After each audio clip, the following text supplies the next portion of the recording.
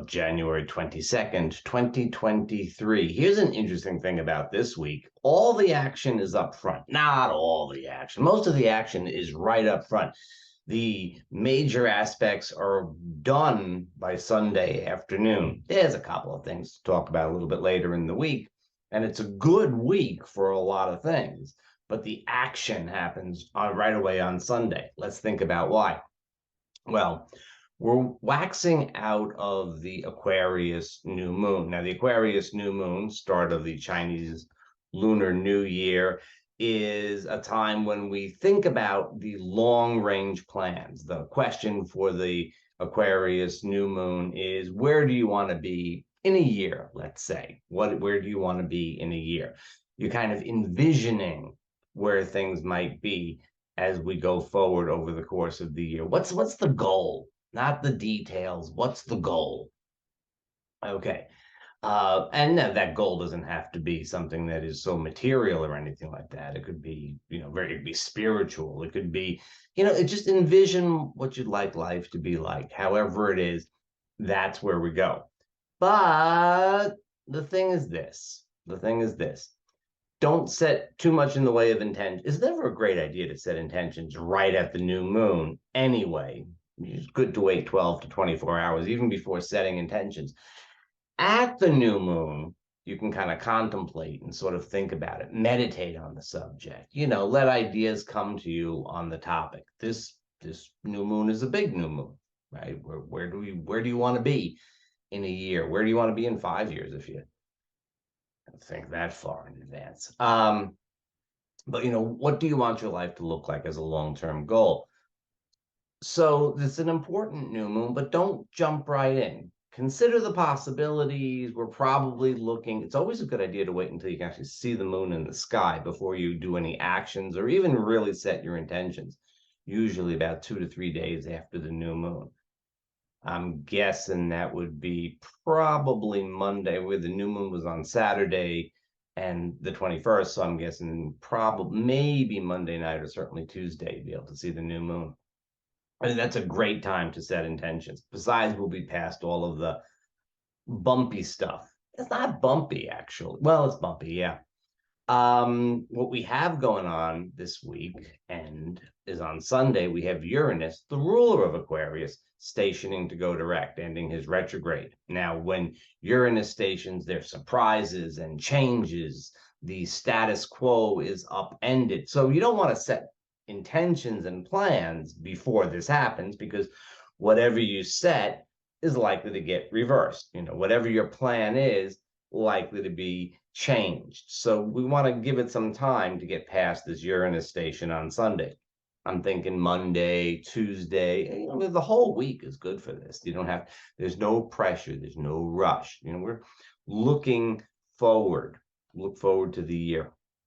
We look forward to the year a lot right around now, don't we? We have the solstice, when the sun begins to climb upwards in the sky. That's on December 21st. And of course, we have January 1st, the calendar new year. We have the lunar new year, Aquarius new moon. And then still to come, we have the Aries ingress. They're all different sort of shades of meaning, shades of difference in terms of getting things started.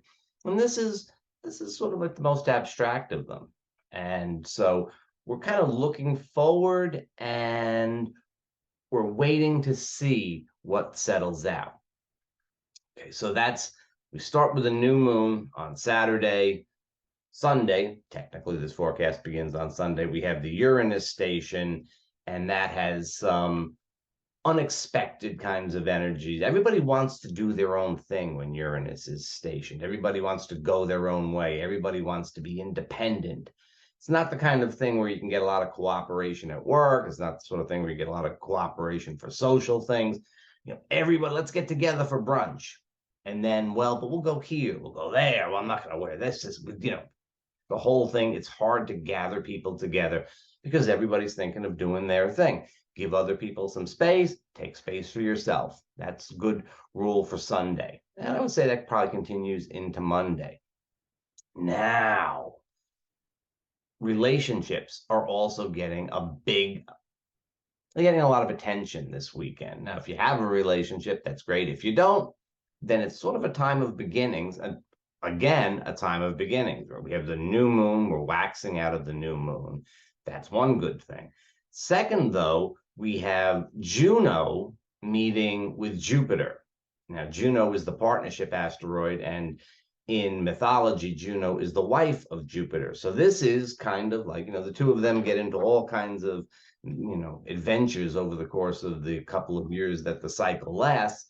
This is the beginning of a new cycle, and it's in the sign of Aries, very much the beginning of a new relationship cycle. But wait, there's more. Also on Sunday, we have Venus having her annual meeting with Saturn, and this is the last time she's going to meet with Saturn in Aquarius for about 28 years. So what does this mean? Well, when Venus meets Saturn, well, you know what? We have to step back a little bit and look at some of Venus's most recent aspects. Okay, when she was in Capricorn, we've had really interesting we had interesting weekends. I would say interesting Saturday nights, but that's kind of stretching it if you ask me. We have this though. We had on New Year's, which fell on a weekend, we had Venus's annual meeting with Pluto. New Year, Pluto, transformation. We're talking about some pretty heavy stuff going on. 2 weeks later, on the weekend, this is last weekend, we had Venus squaring Uranus. Venus squaring Uranus, again, what's going on in partnership? What do I really want? But they're in each other's signs, what we call mutual reception. Venus is in Aquarius and Uranus is in Taurus. And so how can we change things up? How can we break out of the mold? How can we do things a little bit differently? What's new? I'm open to possibilities. As long as the principle holds, I'm open to possibilities. And this weekend, we have Venus meeting with Saturn, which is usually very much a bottom line. Okay, we've entertained the possibilities. We've been through the transformation process and so on. Now, what are we going to do? What is this going to look like? This is it. Let's sign on the dotted line. That's the usual flavor for Venus meeting Saturn. However, what we have this weekend is, first of all, it's happening in Aquarius, and Uranus is stationing.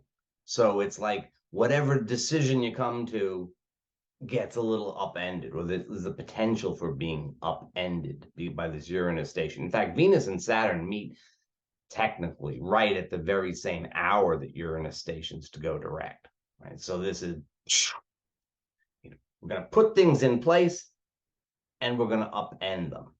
It's a really strange kind of thing. I mean, and this is happening in Aquarius where, Venus and Saturn, we can work out our relationship. We're really open about how we're going to handle these things. It doesn't have to be any one particular way. It can be very non-traditional, but it has to sort of hold to the ideal. It has to hold to the principle. That's a Venus and Saturn in Aquarius meeting. So, okay, that's where we're starting. But then Uranus stations and says, well, is that really good? As soon as you try to put something in place, it kind of pops it open. Even the Juno-Jupiter meeting happening in Aries is kind of interesting because it's sort of like, it's a fresh start because it's the beginning of a new cycle. They're coming together to begin a new cycle, but it's in Aries. It's this very much like, let's go forward, let's do something. It's a very dynamic energy. So on the one hand, we're trying to settle on things as the week begins. And on the other hand, there's a lot of chaos, a lot of unpredictable. Chaos sounds kind of negative. It doesn't need to be negative. But there's a lot of unpredictable energies. So you just get the last piece in the puzzle and somebody comes and knocks it over. It's the house of cards that you're building, and then a breeze comes in and you have to start again. Maybe not from scratch, but you have to redo things, revise. Flexibility, okay, is the thing. We're trying to put things in place. That's the cosmic push. Let's put something in place, but not so fast. We're going to have to wait and see how things pan out. This is also very true of things like finances, business agreements, and things like that. Other areas where we're very likely to be, kind of planning for the year ahead, thinking what we want, looking back at 2022 and saying, Eesh, and looking forward to 2023 and saying, well, I hope this is working out better. This is where we can begin new things and so on. But again, it may take a little while to sort of really figure out what that is. And even your own vision for it, right, whether it's relationship or finances or business or work or what have you, very likely your vision for it will require some revision. Your vision will require revisioning in the short term. Now, coming forward from this Sunday, well, we have Monday, which is, let's just say it's in the shadow of Sunday. So it's very much the same kind of energy. I wouldn't count on it being all that more settled. Through midweek, the moon goes into Pisces, eventually goes into Aries, going to meet with Juno and Jupiter. So the waxing moon this week, really good for sort of settling things out. And the fact that we don't have so many prominent aspects is actually kind of a positive thing. We don't have a lot of things that are going to keep us really busy, and that allows us to process whatever's been happening over the course of the last few days and the weekend and the weeks before, and however far back you want to process. That's your business. Coming forward, the sun will make a nice sextile to Juno and Jupiter, as well as that's what I said, as well as the moon. And then on the 26th, which is Thursday, pretty sure that's Thursday, Venus will go into Pisces. Venus in Pisces, it's the sign of Venus's exaltation. It really sort of moves our relationship and socializing tone from friendship towards more spiritual, compassionate kind of energy. That's what I would say about it. At best, Venus in Pisces is not so much the egotistical, what I gotta have, so much as the kind of open giving, right? It's not eros so much as agape. It's this openness. It's this open compassion. For some folks, not you, but for some folks, this can also be a sense of loss and a sense of hopelessness, because Pisces can sometimes bring that out as well. Interestingly, earlier in the week, we also have the asteroid Vesta, which is a Virgo kind of asteroid. Has a lot to do with sort of, keeping to oneself, but also there's a strong sexual energy associated with it, meeting with Neptune. So we're getting like this sort of, all different sides of Pisces. It's, the sun has just gone into Aquarius back last Friday, and already we're starting to think about Pisces. Venus and this Vesta Neptune meeting is kind of doing that. Now, towards the end of the week, as we get to the weekend, Mercury, Pallas Athene, and Chiron come into a tense T-square alignment. Now, it's a tense alignment and all that. I wouldn't get, don't worry about it or anything. We have Mercury now direct in Capricorn, and Mercury in Capricorn is looking for kind of bottom line sort of energy. Again, looking for what's what. Pallas Athene, the truth teller, they're very sort of similar energies in a way. They're both about communication, but Pallas Athene is about the truth telling in the sign of Cancer. Right? So here's what I'm really feeling. Here's what we got to do about it. And there's this kind of tension between, what's real? Well, what can you take to the bank? Well, these are my feelings. That's what's real. Well, meanwhile, Chiron over in Aries, sort of squaring things up.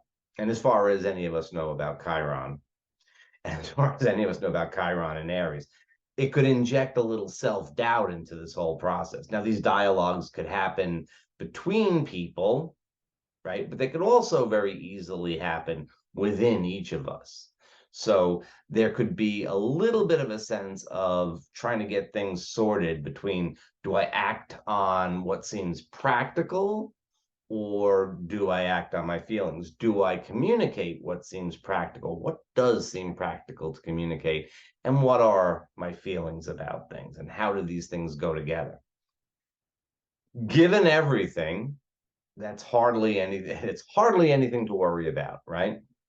So, beginning of the week, just be kind of open, go forward, process, make some decisions, start to put things in place. We have the first quarter moon next Saturday, right? That's the 28th. We have the first quarter moon.